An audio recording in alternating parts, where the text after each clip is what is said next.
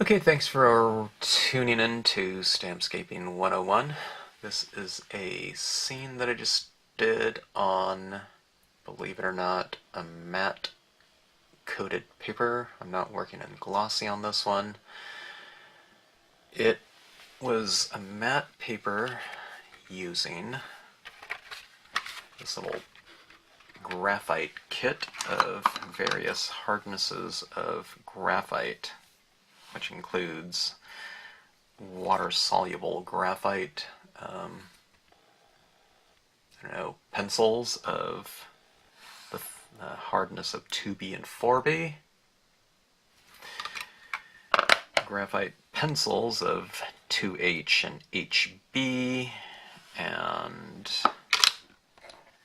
the natural graphite sticks of a medium and soft hardness. Typically with graphite, the softer it is, the B's are the softer ones, 6B is really soft and 2B is somewhat soft.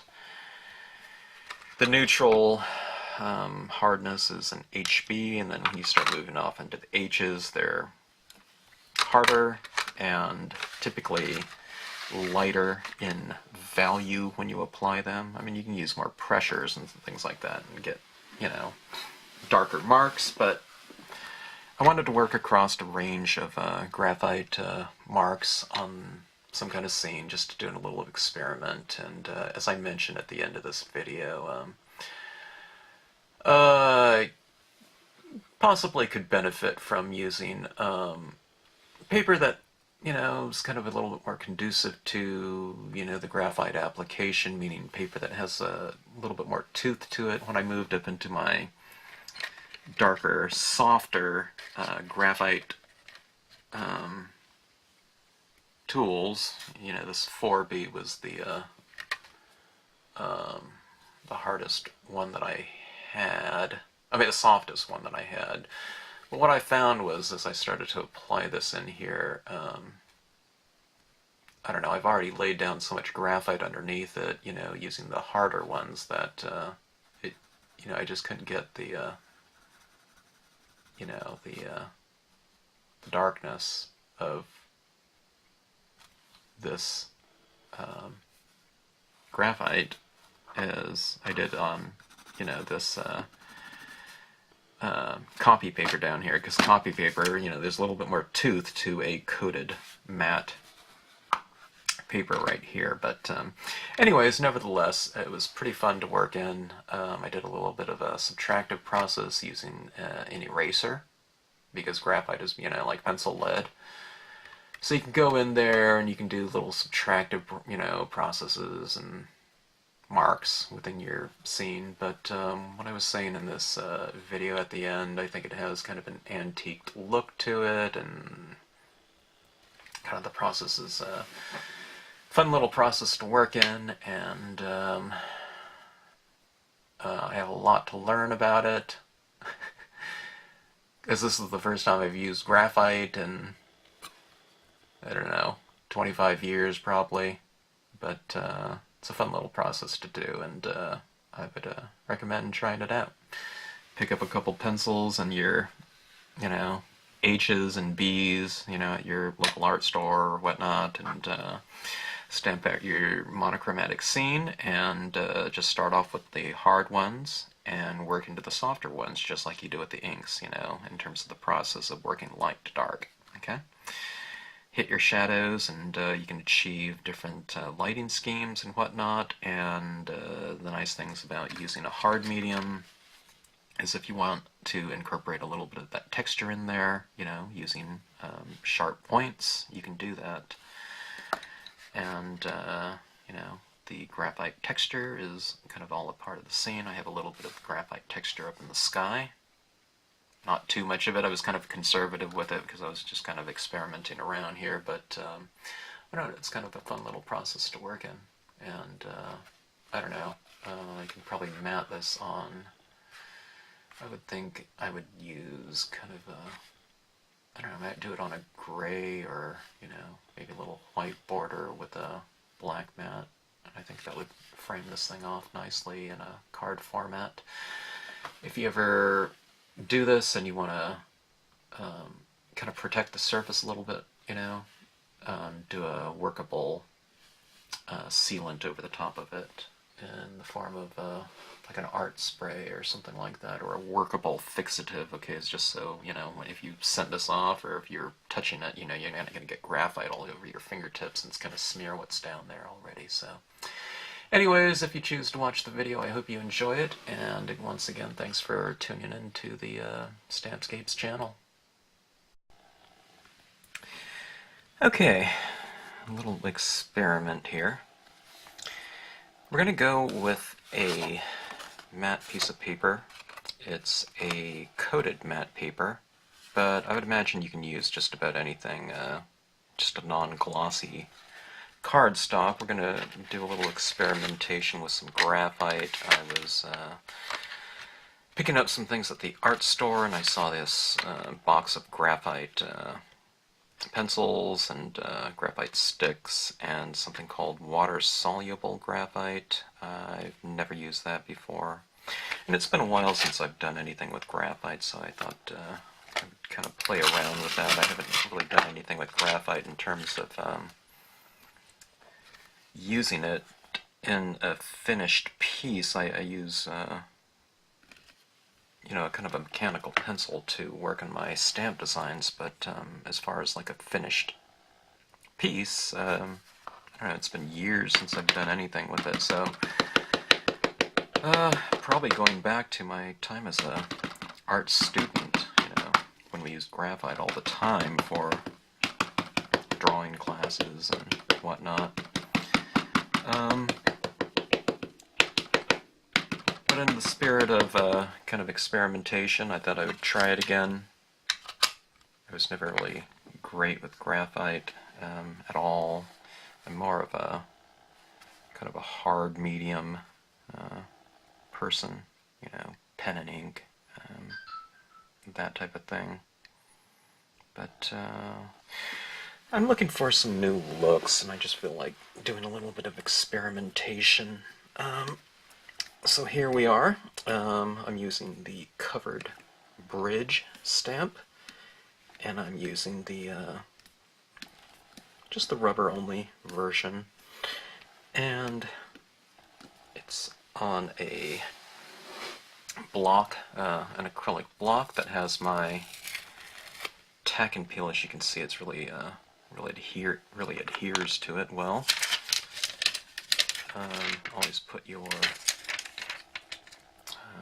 plastic back over the top of this tack and peel. It'll retain that tackiness for a long time if you do that, and when it becomes less tacky, then just wash it off with some water. Okay, covered bridge. We have a little bit of area out here that we need to fill in, so one of the stamps that goes with that very well is the maple pear. Okay, just stamping this out in black. And this is a Marby black. And I'm happy to say, or report, at least from what I've heard, is that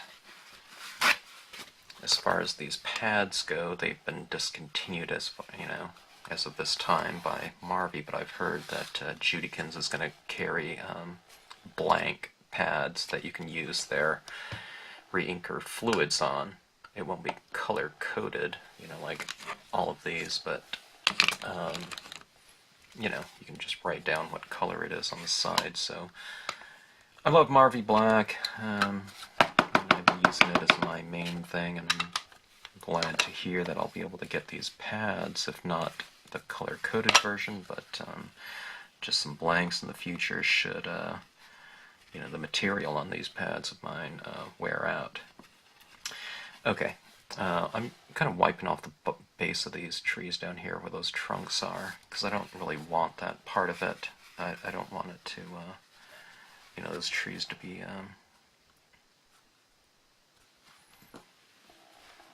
kind of, at least the base of the trees to be visible. I want it to blend in a little bit better with this particular stamp, so I'm just going for the foliage like that Okay, so we've carried that out to the side. And we have a little bit of area down here to fill in. Okay. I'll be curious to see how this one comes out. I'm not looking for any masterpieces or anything like that. This is just all kind of in the spirit of experimentation and trying to learn something in the process. Okay, sedge filler, just kind of filling in this area right here, maybe leaving some area open in there to carry that road around in that direction.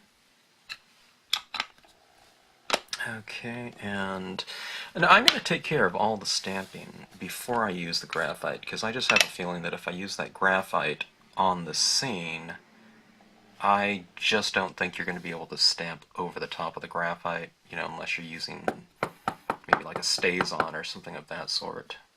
But even then, I don't know how that would look. Okay, reeds large for my foreground.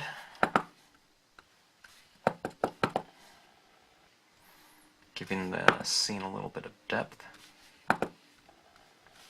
It's just going for a compositional kind of arrangement in black. You know, some people, you know, over the years, this is the part that they really enjoy about scenic stamping. They just enjoy kind of making a composition, monochromatic composition, and you know, that's their fun, and that's all they really do. They don't really feel the need to finish it off, and I've seen some really beautiful results. So they just like doing, you know, kind of more component stamping, and if that's what you like, then you know that's what you should do. Okay, let's see. I'm gonna mask off these trees a little bit like so. And this is the cloud stamp. Cloud strip stamp, sorry. Okay, in the background. So we have our composition done like that. Now, we're usually, in a lot of, you know, in all of these videos that I've done, is we're finishing these off, doing the lighting direction using inks and darkening areas and adding things like temperature and value and intensity in different values of ink, different brightnesses of ink. That's by using color and different textures, of course. But in this case, I mean, when we're talking about using graphite, we're basically talking about, I guess there's some texture that you can do, but for the most part, temperature and intensity aren't really going to play a role. I mean, if you're, you know, doing something on, you know, a paper that has inherent temperature in it, you know, like a warm, you know, lunch bag looking brownish paper that's sacked, then you're going to have inherent, you know, warmth within the scene, most likely. But in this case, just, you know, white, you know, a neutral cardstock. Okay. This is a Derwent Fine Art Pencils kit. Alright, it has hardnesses of the graphite in 2B, 4B, 2H, HB, natural graphite, soft and medium. Now the ratings for, if you ever go to an art store or a craft store, you know, the, I don't know what H's and B's really stand for. It's probably some Latin name or something in French. I have no idea, but I don't think it means, H means hard, okay, in English, but that's the way I always kind of remembered it by. The higher the number, the softer it is if it's in the B's, and the harder it is if it's in the H's, so like a 6H is going to be a lot harder of a graphite than, say, a 2H, and a 6B is going to be a much softer graphite than a 2B, and I believe the HB was neutral. It's been so long since I've kind of done any of this. Now I guess this natural graphite right here just comes in medium and soft.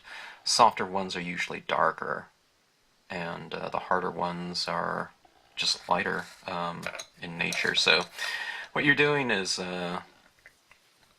for my darker tones, I would probably use one of the Bs, you know, preferably, you know, like this one as far as this kit goes. You know, the 4B would be my, maybe the equivalent of like a dark gray or black, and like a 2H, which is getting into kind of the harder graphites, that would be somewhat akin to, I don't know, probably a light gray, maybe not so light, like a 6B would be really light. So anyways, I mean, you can adjust your pressure too. Now this is kind of interesting, these water-soluble graphites. Never used them before. I take it you can kind of, you know, lay some graphite down and go back over it with like a paintbrush or something like that with water on it and spread it around and, you know, get some different results, surface results doing that. I'm just going to do some basic toning and let's go from there. Now, just like in my ink work, you know, the layered dye-based inks, I usually start light and then I work darker, okay? So in this case, let's play around a little bit with the 2H. I think that's my hardest graphite in this set, okay? Now, where do you do that? I'm just going to start going into the shadows and start laying down some of this graphite, and I'm just going to start reiterating kind of some of the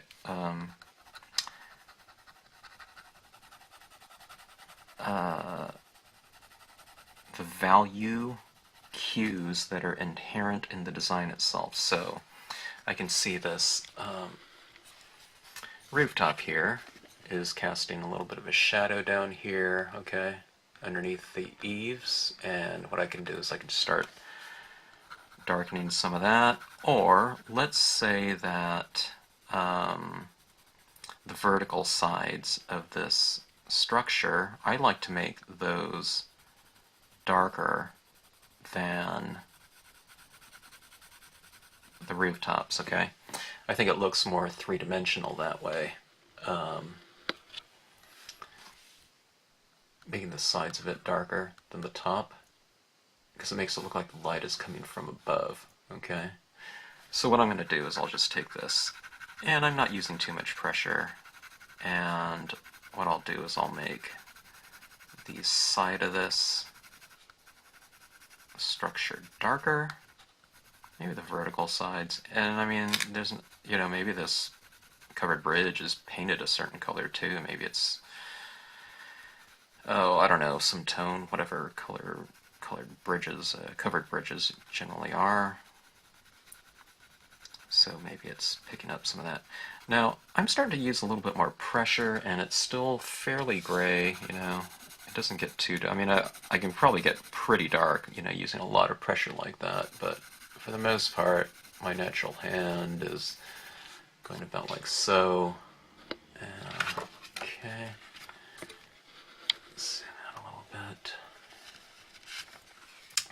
So I'm starting to get a little bit of dimension to it. See, that rooftop is kind of standing out. Alright. Same thing in the bushes. We can kind of go down in these bushes right here and the brush and reiterate a little bit of what's going on in the shadows, making it a little bit more dimensional. Now, one thing that I learned in one of my life drawing classes, one of the teachers talked about checkerboarding, okay? If I want that rooftop to stand out nice and light, one of the things I can do is I can move into the background and make things behind it darker, you know, to bring more emphasis into this area right here. So you make the area, how do you make that lighter? Well, you just make that darker. I can't make this more white, you know, but I can make this area darker, okay?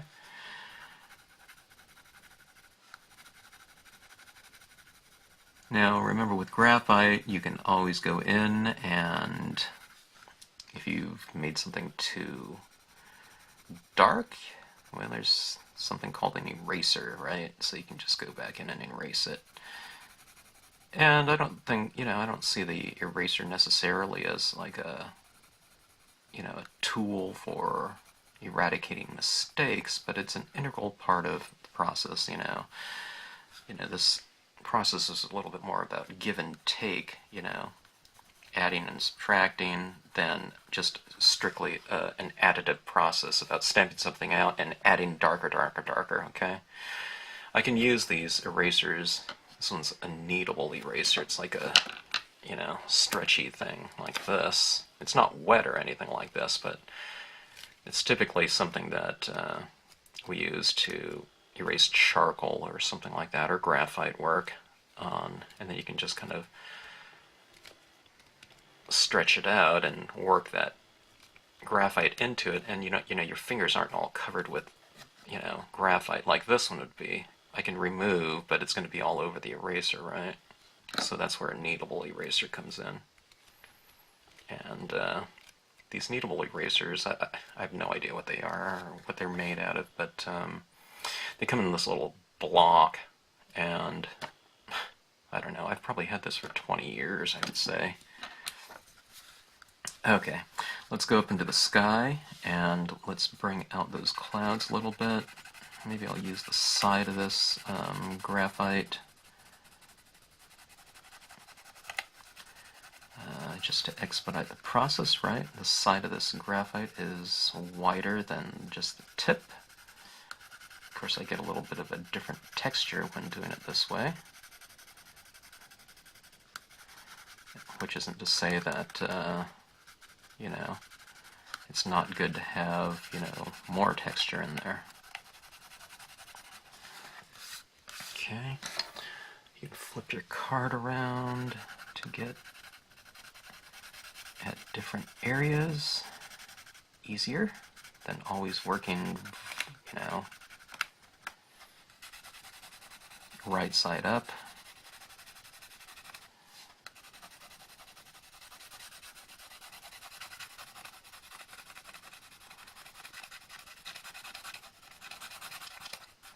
And the fact that you're doing graphite in the sky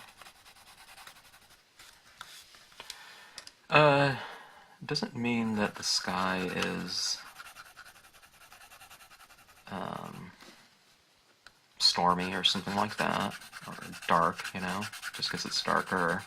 And even if I took a picture of a really bright blue sky with you know, black and white film, you know, the sky isn't going to be white. It'll be more of a, you know, some value, you know, in terms of grayscale. You know, the white, you know, of a cloud would be white. But like I said, it's all about emphasis, you know. We're not working with light, you know, when we're working on, you know, like pieces on paper or canvas or whatnot. We're just working with contrast, so the brighter you want something, in theory, the darker you can make the areas around it. Okay, let's bring out these trees a little bit more. Okay, let's darken up this area a little bit next to them. Let's go with a little bit of a darker kind of a horizon, and then maybe we'll, as it moves up here, maybe it'll become a little bit lighter. Okay, now those clouds are just kind of looking a little bit funny to me. Let's go into the shadows and reiterate what's going on in the shadows within the stamp design itself with some more graphite. I'm looking at my screen here. I need to, let's see if I can adjust the, okay, I'm going to stop this briefly and restart my filming. I need to brighten things up. Okay, a little bit. I have this on auto white balance and what is it? I've forgotten photography. My mind's a blank right now, but for some reason these videos tend to get dark as I kind of go along after I've adjusted it initially. But anyways, darkening up the horizon a little bit more with this graphite.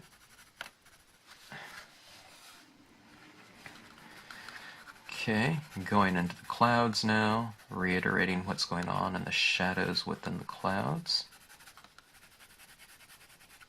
It kind of makes them look a little bit more dimensional when you do this too. And I would do this with ink as well if I could. Sometimes, using this little tip right here is a much more exact mark, than, using a big, wide sponge tip or something like that. Okay, let's move into the trees again a little bit.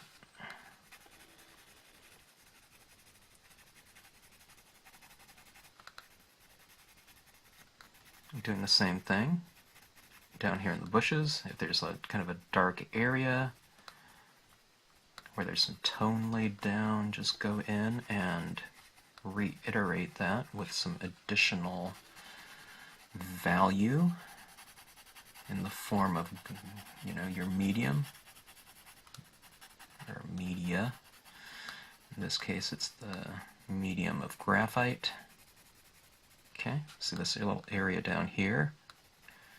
Just go in and add a little tone to that.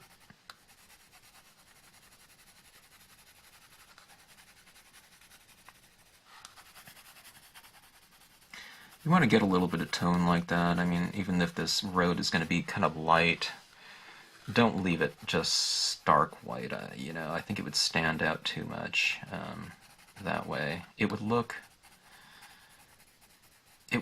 as integrated, if you had just some areas that were had nothing on them, okay? It's like even if you're doing ink around in this area, you don't want to just have ink go right up to there and just have nothing right there. It would really stand out, kind of in terms of value and texture, but also of medium as well. Okay. So, again with this H here, what is it? 2H. You can get a really light touch with it. Okay.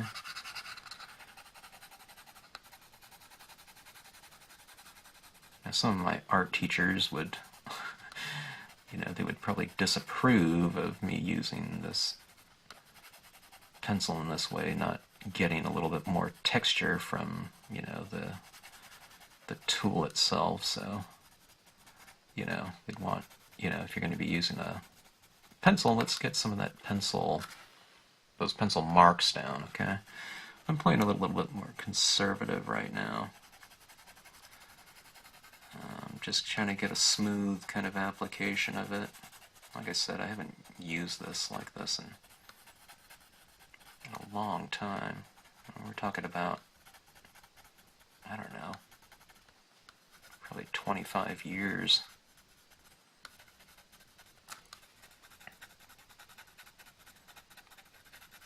And I have to say, it's kind of fun though so far. I'm really enjoying the process.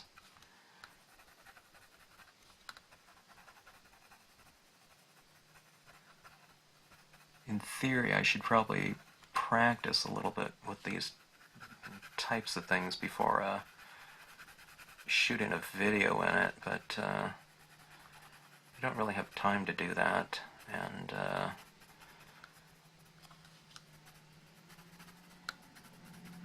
these videos, these instructional videos, aren't necessarily supposed to be, for the sole purpose of, showing, refining technique or something like that.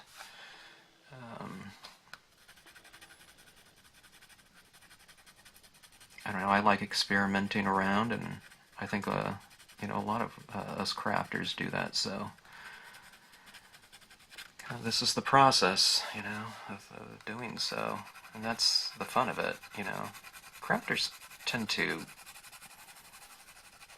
you know, experiment around, you know, and look for what's the new thing out there, you know. In the art community, there's a lot of kind of a refinement of technique. I mean, if someone's an oil painter, you know, a lot of times they that's what they work in, or if they're a watercolorist or something, and they stick with that one. And, you know, I mean, that's fine, but I don't know. I like to play around with other things as well. I love my dye-based technique on glossy paper, but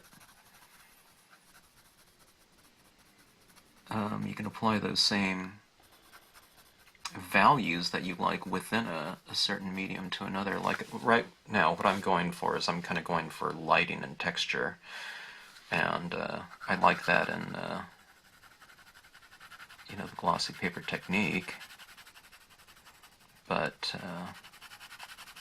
I can try to achieve that same personal aesthetic, but within a different medium. And you know, I'm sure I can achieve other things in this that I can't in that. Okay, now that was my base coat. Now, just like with my lightest colors in dye-based techniques, the most amount of coverage I'm thinking right now, as far as the different pencils here, if this is akin to kind of using dye-based inks, I would say that this would be akin to using my lighter tones and getting the most amount of coverage. And when I start moving up into my darker tones, I don't use quite as much, okay? The darker tones are going to be used more for the deepest of shadows, okay? So, you know, the amount that I covered this card with this 2H, I don't see myself using that same amount of 4B than I did with 2H, okay? Again, the 4B is the softest graphite in this particular kit, okay? And I don't know if anyone likes this look and you kind of want to play around with it, you don't have to go with this kit right here. You know, any art store is going to have you know, like individual pencils that you can get, you know, as far as graphite goes. The graphite, I don't know, hardnesses. But I would have a range of it. I would have, you know, a couple of the softer ones, and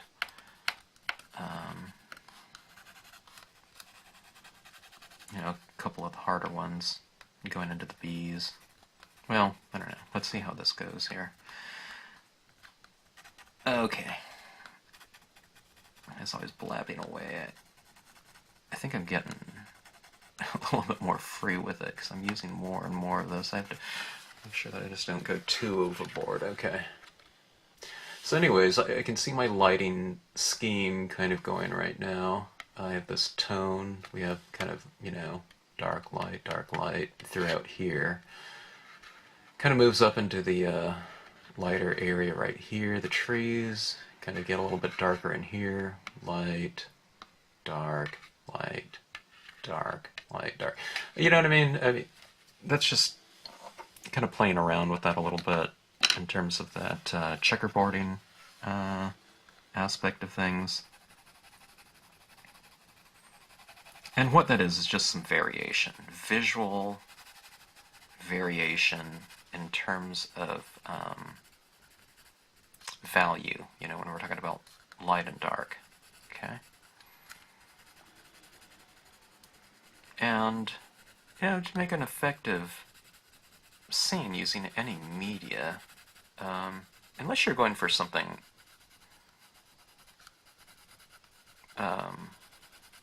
really specific, like a foggy day or something like that, or like whiteout conditions where you're walking in, basically like a fog bank or something like that, when everything's illuminated and everything's very light, there's not a lot of deep shadows anywhere. For the most part, value is something that you can really employ to make any scene very effective in terms of variety and just visual richness moving across the page.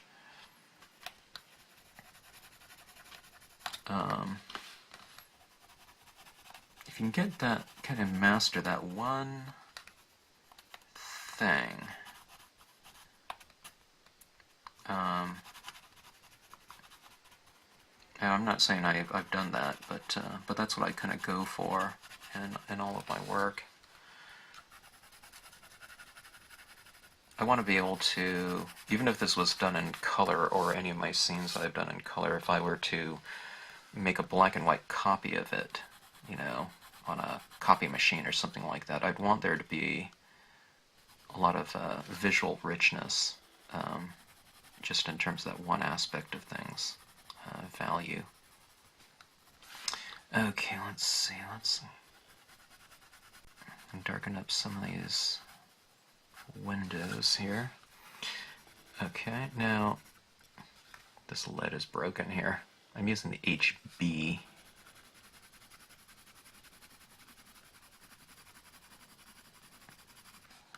Going along the side of this covered bridge. Let me see. Let's deepen some of the shadows within the bridge. On the inside here, I kind of missed that with that other 2H, but let's go in there and darken that up too. By darkening that area up in there, it kind of brings out these fencing a little bit more. Okay.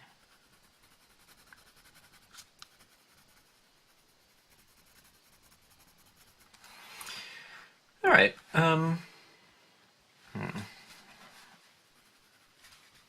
Okay, I'm going to try to keep using this little piece of lead. It keeps kind of bending out, I don't want to stop this video to go. I might have to, if I want to use more of this lead, or this graphite. Okay, it keeps slipping around on me.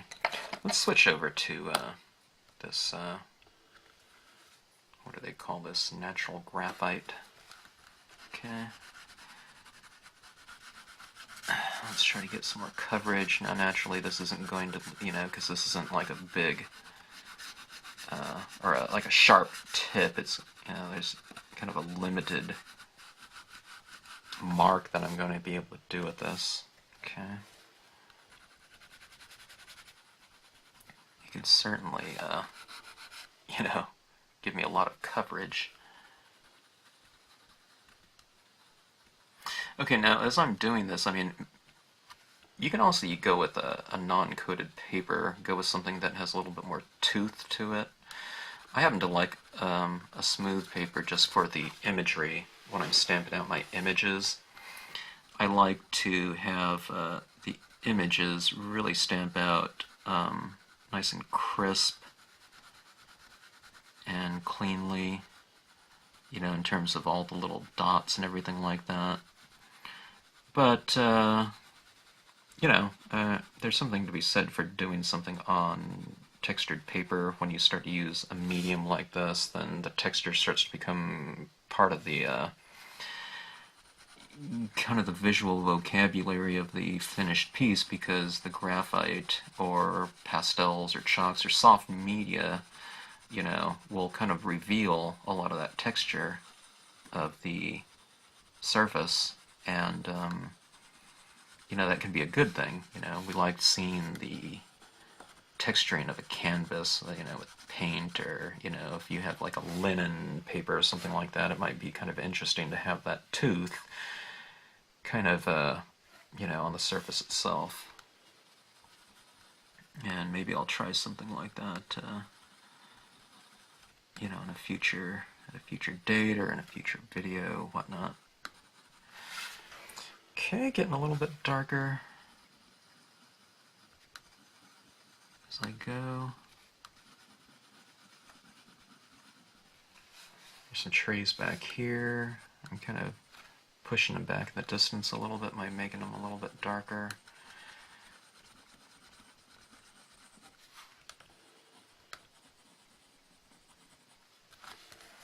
Okay, let's go down here on the road a little bit.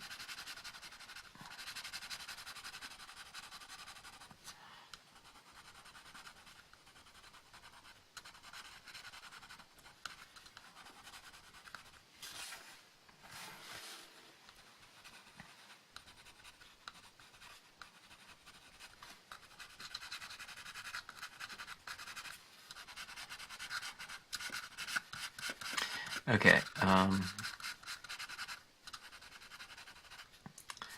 of the things we used to use, well, I'm using my finger here, but you can get these kind of wound up paper tools right here. It's called a stomp. And, you know, as you take this, and it's not like an eraser, but what it can do is it can kind of spread out some of your marks that you've laid down with soft media.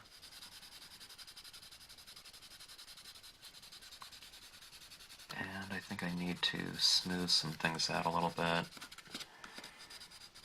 I mean, it's good to have some kind of texture in there that's been created by the tool itself. Don't be afraid of that. In my case, it wasn't necessarily good texture, though. It's kind of the texture that comes about by kind of inexperience, you know. So I think it's just better to have it smooth in this case. But anyways, I can kind of see this, you know, that texturing and whatnot beginning to reveal itself. It still can, you know, I'm still in the ages here. So let's start moving up into the darker tones. One of the things that I'm finding kind of interesting is, you know, having this camera on right now. I'm looking at the screen, and sometimes I can get a feel for the overall kind of value scheme of the piece by looking up in the video screen more so than just looking at it live, I guess. But I can tell I need to really increase the you know, the dark end of this scene. It's looking too medium tone over the entire thing. You know, I need to move up and I need to introduce some darks. Okay, now I'm using the I used the medium graphite. Now I'm using the soft graphite. Okay, it just has it stamped right there in the corner. It says soft. Soft, usually, in terms of with graphite, you know, you can go kind of darker. Now, I think what I'm running into here is because this is a coated matte paper, you know, it's coated, so it doesn't have very much tooth to it. It's not really allowing me to get quite as dark as it would on a paper with some tooth, like, say, for example, this, you know, this paper down here. Just copy paper. But we'll see how this goes. We'll see what I can do.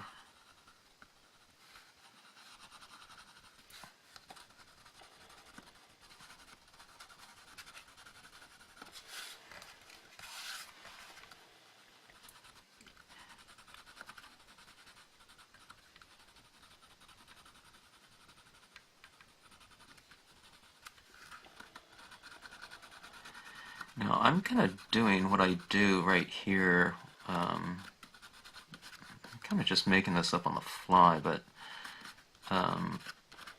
I want to do some of that vignetting that I like to do in, my color ink work. Okay, I'm making the four corners a little bit darker. Well, I don't want to go too dark down here on this side because that's the road, okay? But maybe we can get some tone down there. Like so. Looks okay, I guess. Kind of a darker perimeter just for containment.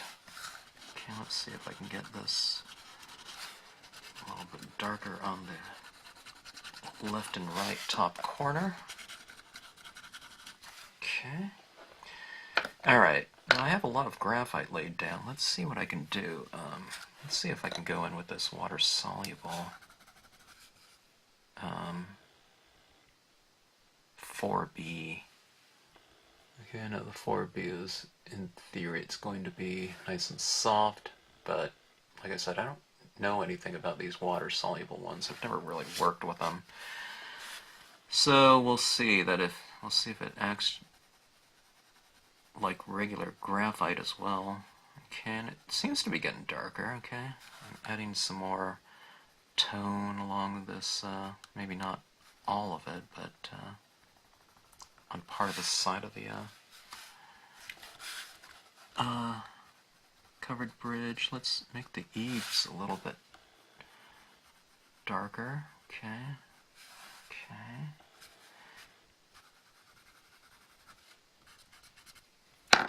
Let's get a little bit of tone up onto the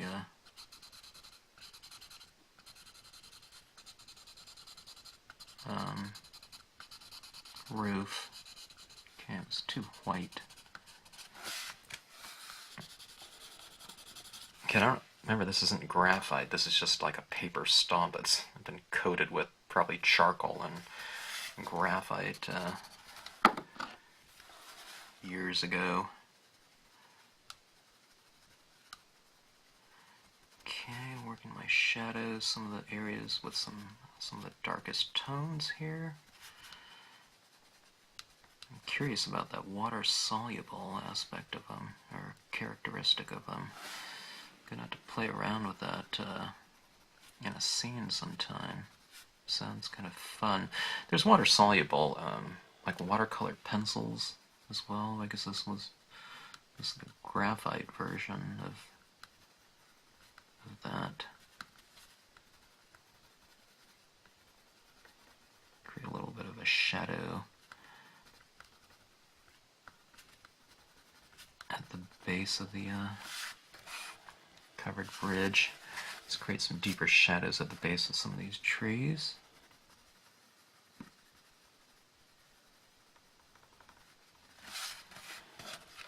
Okay. That really doesn't want to get any darker. Let me see if I can. A little bit. This, I need like a 6B, I think, and that would be a little bit easier.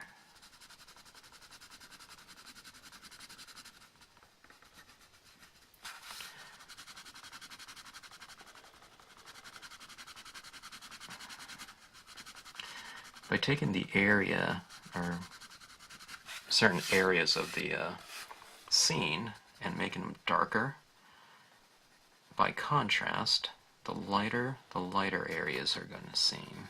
Okay? So, the answer to how do you make something lighter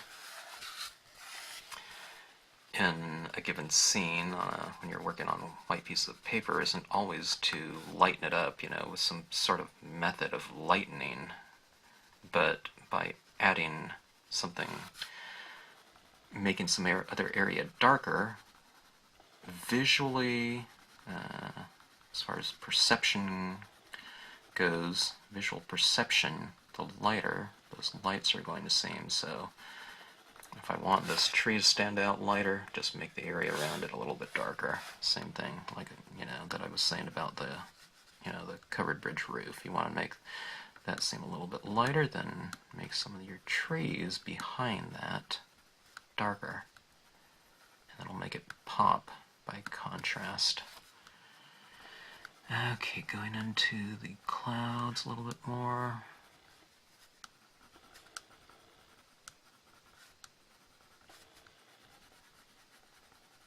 one thing about graphite, using the different hardnesses of them, is you don't really have to worry about, is one color going to harmonize with the other one because it's just all graphite.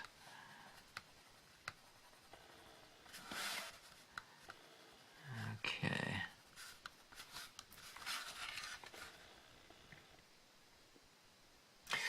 That's kind of interesting. Alright. It sure is fun, though. I really enjoy kind of watching this process happen. It's not a masterpiece or anything, but one of those things when you're trying something out and experimenting. It doesn't really matter how these things come out at the end. The way I look at it is I'll know more about it than I did going into it. I might know a lot more, I might know a little bit more, but with every scene or piece you do in any type of form of work, it's all about the process and kind of learning, and it doesn't matter if it's a little or a lot. Okay, let's go in and let's add some subtractive work in it, meaning erasing, okay? Now in some of these areas, like up in the clouds, I just, I was going along and, I eradicated some of the clouds, so this is really, let me see if I can kind of get down in here. Let's go and, I can probably make some of these areas a little bit more crisp with the subtractive mark, maybe on the top sides of some of these clouds. Okay, like that little cloud right there. If I want to bring it out a little bit more, I can go in there and kind of using the side of this eraser, reveal a little white. Maybe not erase everything, that went over it, but, just put a little highlight into it. Okay. Alright, now, let's see. How about this road down here? Seems like I can use a little bit of highlighting in some things. There's these rocks down in here, just like the clouds in the sky. Maybe I can kind of put a little highlight into those and make them stand out kind of within the grass, like down here. So I've taken the eraser and I've kind of removed some of that graphite there off the tops of them. Can just kind of make them stand out a little bit more. So just as I've removed some graphite on the top surfaces of these little rocks, let's go down in here and let's make, a little bit of shadows, a little bit darker, kind of at the base of some of these rocks. Okay, so it's kind of bringing dimension and opacity into some of the really small details. Okay, and I think for me that's where a lot of the fun is in those little details. Okay, so just making the shadows down here a little bit darker. So I did it right in here, and see these rocks right in here, they kind of pop out a little bit more. How about right in here? Let's do that down there too. Kind of the more I do this, it's been like, what, 20 minutes or something like that of working. Sometimes as you start doing some of these things, and in the beginning it's like, okay, where should I put this? Then, by the time you kind of start getting into it, it's like, okay, things become a little bit more, I wouldn't say intuitive, but just visually, other things might kind of start standing out, you know, for you as far as what to do. So anytime you're trying something out, I would really suggest just kind of getting into it, and don't worry about how things start out. Just kind of go along and see what happens. Okay, some of these clouds needed a little bit more of a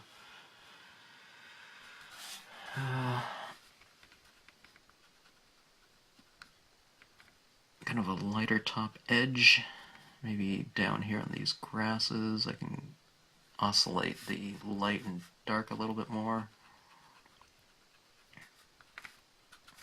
Let's try my kneadable eraser. Maybe I'll make like a little point like that. Okay. And I can go in here and remove a little ink here and there. Okay, it's not working as well as the little white eraser. Let's go and do that. I don't like this little area right in here, how it's so dark. Let's go in and kind of bring that out a little bit, or add a little bit of variation into it. Okay. Just kind of like that, just that little lighter area in there. Okay. Huh. Well.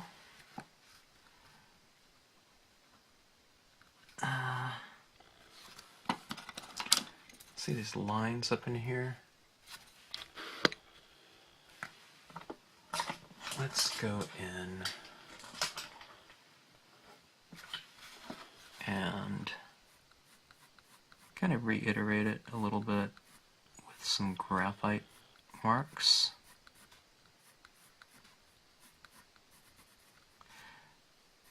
I tell you what, when you're working with a pattern like that,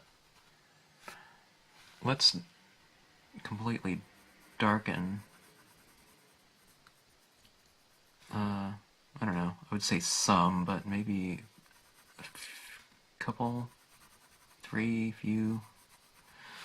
Just kind of go with that, okay? So some of these are kind of, like those panels might be rusted out. And we have some patterning on this wood here. Instead of making it all uniform like one color, let's take a couple of those boards, okay, and make them a little bit darker. Maybe some of them have been replaced over the years, I don't know. Just to reveal some of that pattern, you see it right there? Alright. This stonework right here.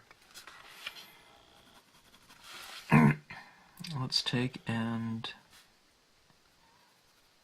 make a couple of those stones a little bit darker. Okay, that. So see this, I've darkened in a couple of those so it's not just, you know, completely uniform in terms of value there. And how about inside here too? There. I don't know if you can see those lines. Let's see if I can focus in here. Okay, a little bit better. Okay, see these lines are inside here too. Let's make a couple of those boards a little bit darker.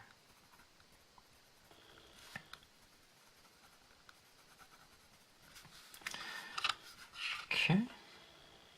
Anyway. Another